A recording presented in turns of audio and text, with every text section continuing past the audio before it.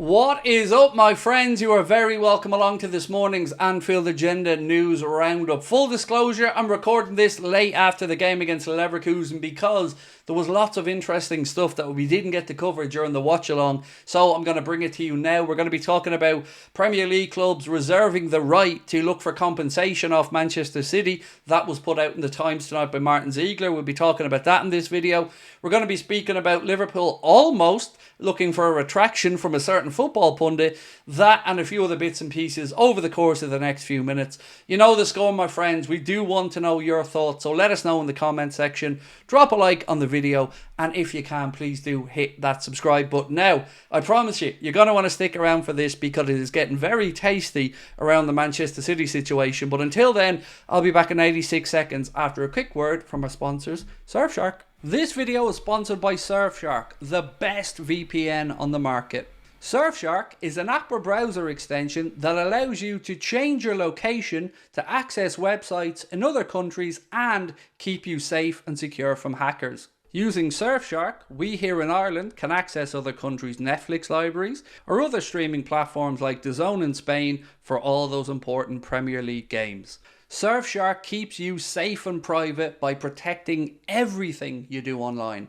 Everything. When your device connects to the internet, all that information is, in a way, blurred out. Surfshark is particularly useful for keeping you safe from being hacked if you use public Wi-Fi. Let's say you're in a cafe, you're at college, you're out and about, they've got you covered. Surfshark allows you to use one subscription on unlimited devices, meaning you can share your account with friends or family or that neighbour who's a little bit cheap. On top of all of this, Surfshark offers a 30-day money-back guarantee. You can also upgrade to Surfshark One, which includes the VPN, an alert system for breaches related to your data such as emails and credit cards, and an antivirus software for your desktop. Our sign-up offer gives you Surfshark VPN for a little over €2 a month. Simply scan the QR code on screen right now or use the link in the description.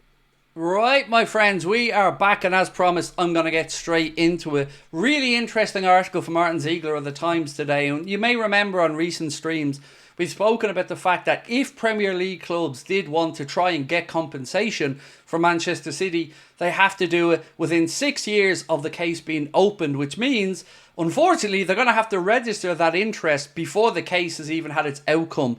That's what makes this very, very different. There is a 6-year statute of limitations, and that is just about to pass. So, Martin Ziegler said, a number of Premier League clubs have reserved the right to seek compensation against Manchester City over the club's 115 alleged rule breaches before the deadline on Tuesday.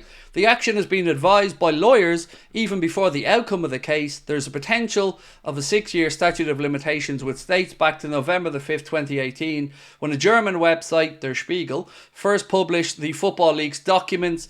If the serious charges against Manchester City are found to be proven, clubs could claim for loss of income for missing out on the league title or the European competition over the course of several seasons, which could total hundreds of millions of pounds.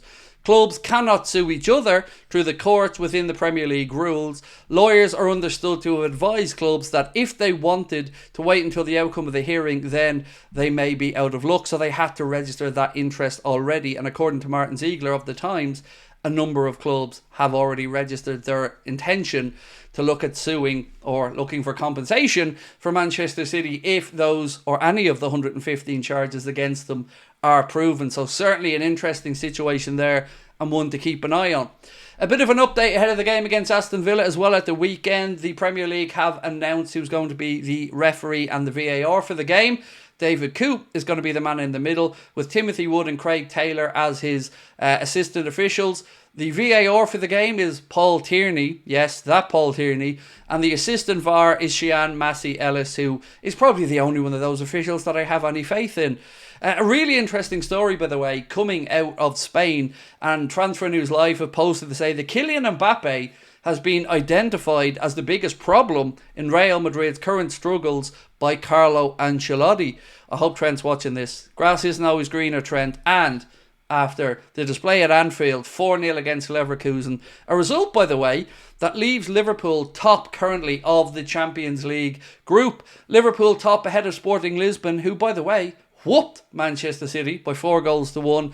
Liverpool are perfect. 4 games in, 4 wins, 12 points and a goal difference of 9 means that ahead of the second match day of the week, Liverpool are perfect and top of the Champions League group.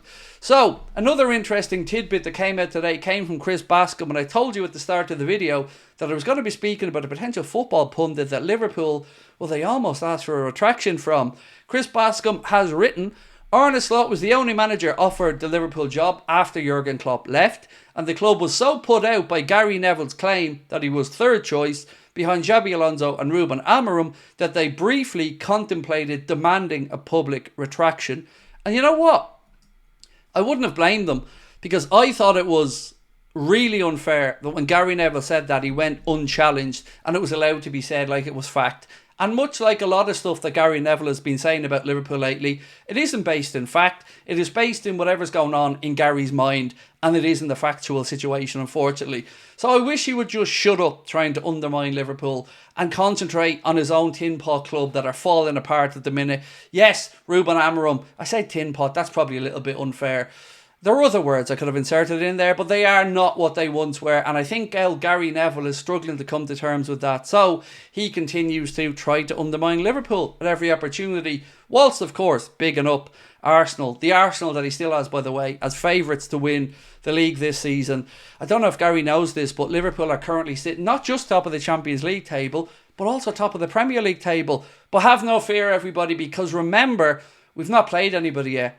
We've only beaten United 3-0 away. We've only beaten Leverkusen and Milan in the Champions League. The same Milan, by the way, that have gone over to the Bernabeu and beaten Real Madrid, the best club in the world, by 3-1. We've also beaten Chelsea, as I've mentioned. We've gone and drawn with Arsenal at the Emirates. It's almost as if these pundits are all deluded and they're not giving Liverpool and Arne Slot credit, which is where I wanted to finish this video. Arne Slot deserved credit, and the club deserved credit for the appointment of Arne Slot. So despite what Gary Neville said, the club did identify Arne Slot as the chief target, went and got it done. Yes, Ruben Amorim did try to call Liverpool's bluff. He went over and had an interview at West Ham, hoping that it would force Liverpool into offering him the job. It didn't. Michael Edwards and Richard Hughes went the other way and went for the first choice, which was Arne Slot, despite reports to the contrary. So I think we all have to say, job done well by Richard Hughes, by Edwards and FSG, or anybody that was part of that appointment. And most importantly, a massive thank you to Arne for coming in, not trying to be Jurgen, being his own man, and turning this ship around and heading it right back towards HMS Pista League, which is where we're at right now. So, ladies and gentlemen, looking forward to reading your thoughts in the comment section. Do drop a like on the video if you've enjoyed it. And most importantly, let us know in the comments how deluded you think Gary Neville's opinions really are at this moment in time. We'll talk to you soon. Bye-bye.